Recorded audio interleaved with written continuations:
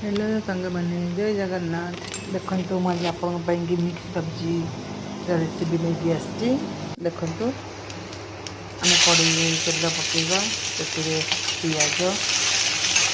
पियाज पकेगा दालचीनी पकेगा तेजपत्र पकेगा ताकि भल भाव में पियाज को भाजीदेवा तापर आ गए कड़े आम भाजी फ्राए करके रखा बीन्स गोभी आलू मटर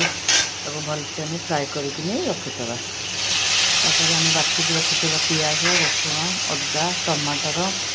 ताको कौन करवा भल कि पकई रखीदा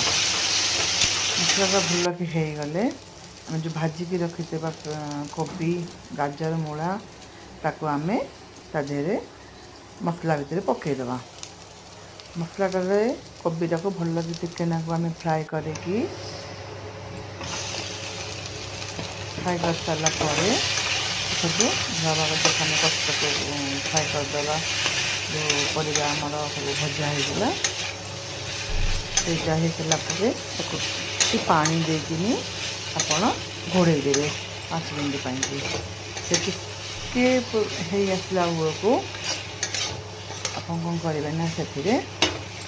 गरम मसला टे पकईदे आ देखु मोर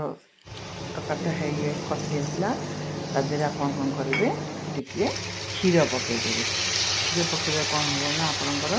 थिकनेसटा आसीज। Thank you.